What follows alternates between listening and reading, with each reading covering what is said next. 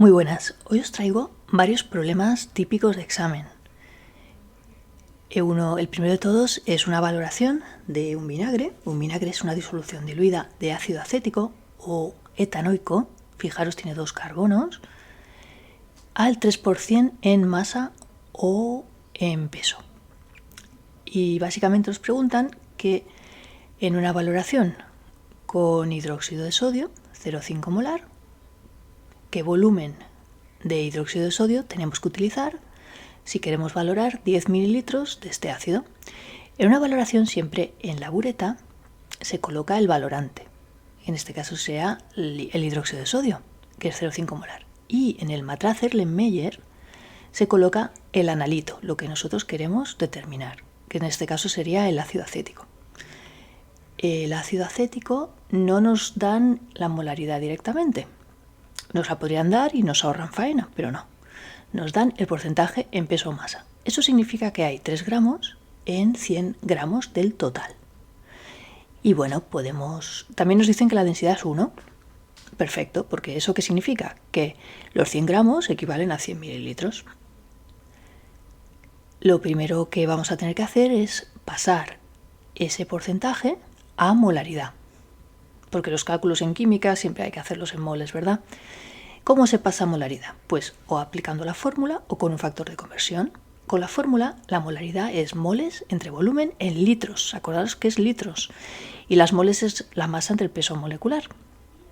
La masa de vinagre, de acético, es 3 gramos, el peso molecular 60 UMAS y el volumen son 100 gramos, pero tenéis que pasarlo a litros. 100 mililitros es 0,1 litro. Entonces nos da 0,5 molar. Otra forma es con factores de conversión. 3 gramos en 100 mililitros tenemos que usar 2 factores de conversión.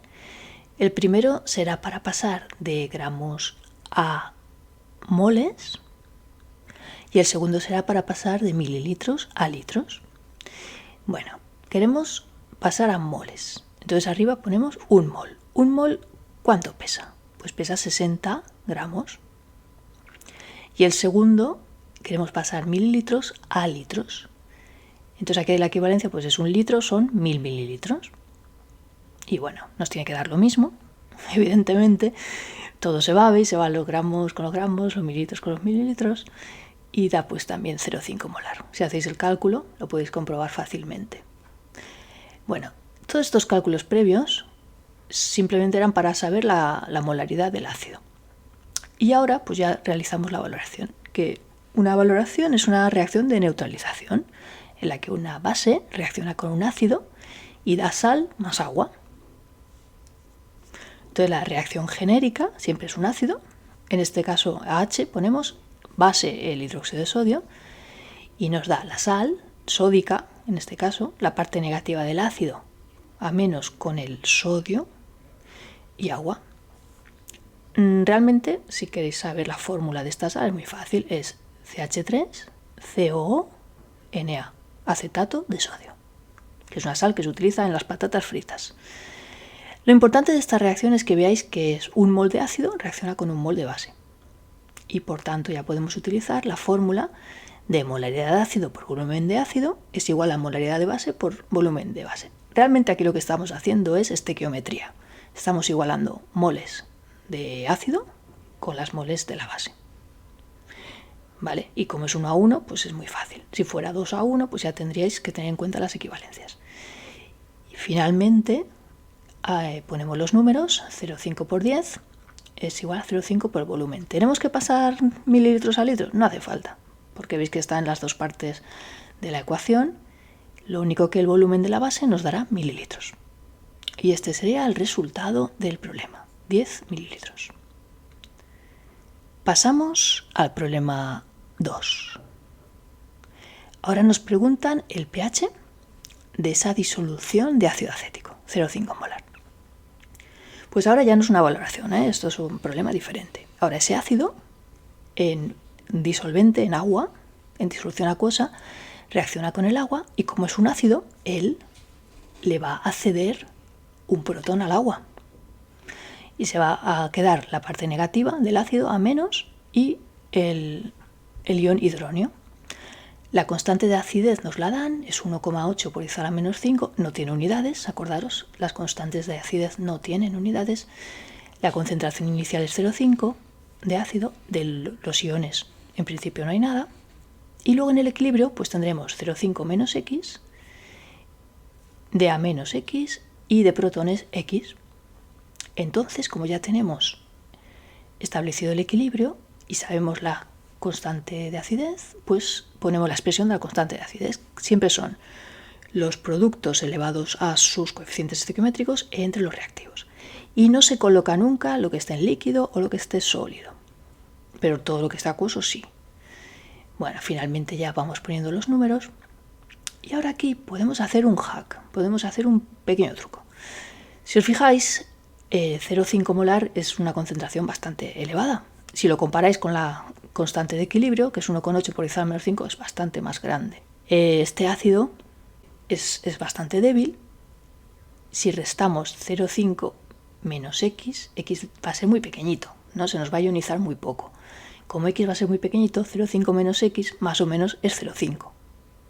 Y haciendo este hack, pues no nos sale una ecuación de segundo grado con todos los términos, sino que nos sale una ecuación de segundo grado muy fácil de resolver, que es simplemente hacer la raíz cuadrada de 0,5 por 1,8 por 10 a la menos 5. La concentración de protones da 3 por 10 a la menos 3 molar. Y para calcular el pH aplicamos la fórmula del pH, que es el menos el logaritmo de la concentración de protones, 2,52. No tiene unidades el pH. Pasamos ahora a un problema de equilibrio, pero en fase gas.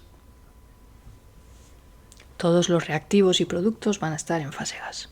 Aquí tenemos una reacción de ácido clorhídrico con oxígeno para dar agua y cloro. Y la variación de entalpía es negativa. ¿Eso qué significa? Que es exotérmica, en sentido hacia la derecha, hacia los productos. Bueno, ¿qué datos nos dan? Pues nos van a dar las masas iniciales de reactivos. El ácido clorhídrico es 32,85 gramos y oxígeno 38,4 gramos. De productos no tenemos nada. Y todo esto lo hemos mezclado en un reactor de 10 litros. En el equilibrio nos dan la masa de cloro, que son 28,40 gramos. Y nos preguntan la constante de equilibrio, la Kc, en concentraciones, en molaridades. Bueno, lo primero que tenemos que hacer es calcular las masas, los pesos moleculares de todas estas moléculas. Y pasar masas a molaridad, porque siempre los cálculos hay que hacerlos en moles o molaridades, ¿vale? Bueno, aquí tenéis la fórmula de la molaridad, que es moles partido volumen, o masa entre peso molecular partido volumen, y vamos calculando la molaridad de cada uno de los reactivos. El clorhídrico es 0,09 molar, el oxígeno 0,12 molar y el cloro 0,04 molar. Esa es la concentración que hay en el equilibrio. Entonces en el equilibrio tenemos lo que había al principio menos 4x. Fijaros que tiene el coeficiente estequiométrico con 4. De oxígeno será 0,12 menos x y de productos se me forma 2x de agua y 2x de cloro. Este 2x es el 0,04 molar.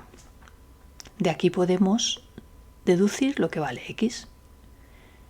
La concentración de agua será la misma que la concentración de cloro y luego la concentración de clorhídrico y de oxígeno pues la calculamos haciendo esta resta.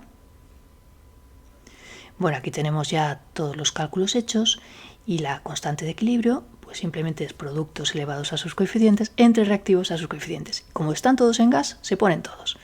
Y la constante da 2,56 por 10 a la 3, no tiene unidades. Vamos a pasar ahora a una pregunta un poco teórica.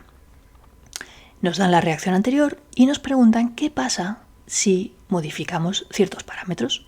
Si bajamos el volumen, la presión aumenta. Entonces, según el principio de Le Chatelier, el sistema evolucionará de forma que la presión baje. Se desplazará en el sentido que hayan menos moles de gas, porque así ejercerá menos presión. Reactivos tenemos 5 moles y de productos tenemos 4. Entonces se desplazará hacia los productos, hacia la derecha. Y aumentaría el rendimiento de esta reacción, porque si se desplaza hacia la derecha es que se produce más. Si aumentamos la concentración de oxígeno, el oxígeno es un reactivo. También nos podrían preguntar si aumentamos la concentración de ácido clorhídrico. Pues si aumentamos la concentración de un reactivo, también según Le Chatelier, la reacción se desplazará hacia la derecha para formar productos y para que la concentración del reactivo baje.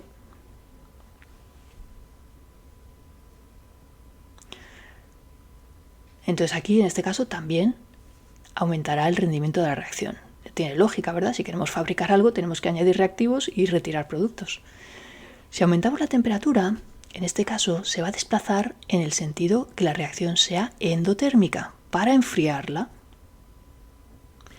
¿En qué sentido es endotérmica? Pues hacia la derecha es exotérmica, que es como está escrita, y hacia la izquierda es endotérmica. Entonces, en este caso, se desplazará hacia la izquierda. El rendimiento de la reacción bajaría.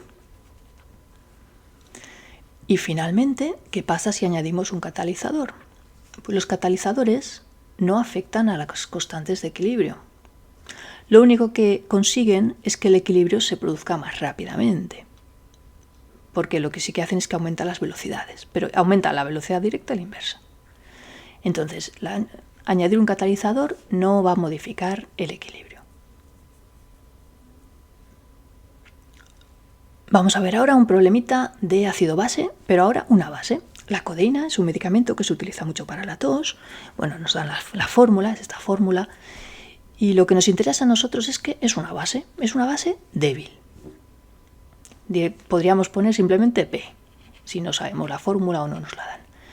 Más agua, el agua va a capturar un protón del agua y entonces el medio se va a enriquecer en OHs. Se formará la forma de la codeína protonada, que esto sería un ácido débil, es el ácido conjugado de la codeína. La codeína es una base débil, pues él es un ácido débil. Más OH menos acuosos. Nos tienen que dar la constante de basicidad en este caso, que es 10 a la menos 6. Y bueno, esta reacción, si no queréis escribir tanto, pues simplemente podéis poner algo así. B más agua para dar B protonado más OHs. Sí que es importante que indiquéis en qué estado está, si está acuoso, si está gas, si está líquido. Como datos nos dice que tenemos una disolución de codeína 0,02 molar y nos preguntan qué pH tendrá esta disolución. Bueno, en el equilibrio tendremos lo que vi al principio, 0,02 menos X. De BH tendremos X y de hidróxidos tendremos X. Y ahora ya establecemos la constante de equilibrio de basicidad, que es la concentración de OH por la concentración de BH+, entre la concentración de base. El agua no se pone porque está líquida, es un disolvente. Ahora ya igualamos los números. Y también podemos hacer el hack, podemos hacer el truquillo, porque 0,02 es bastante más grande que la constante de equilibrio, y entonces 0,02 menos X, pues más o menos será 0,02. X pues va a ser un número muy pequeñito, igual es 0,00001. Si le restas 0,02 menos 0,0001, pues prácticamente se queda 0,02. De esta forma nos es mucho más fácil resolver la ecuación. De hecho, vamos a ver lo que da X, si realmente da un número muy pequeño. Da 1,4 por 10 a la menos 4. Bueno, pues sí, es un número muy pequeño. Lo que pasa es que eso es la concentración de OHs. Cuidado, nos va a dar el pOH. El pOH es el menos logaritmo de la concentración de OHs. Da 3,85. Pero como me preguntan el pH, pues teniendo en cuenta el equilibrio iónico del agua, la concentración de hidrógenos, de protones, por la de OHs es 10 a la menos 14. O dicho de otra forma, el pH más el pOH vale 14. El pH será 14 menos pOH. Y en este caso, pues nos tiene que dar un pH básico, porque es una base, 10,15. Bueno, pues hasta aquí los problemas de hoy. Creo que ha sido un vídeo bastante instructivo y son problemas muy típicos de examen. Venga, nos vemos en otro vídeo. Hasta luego.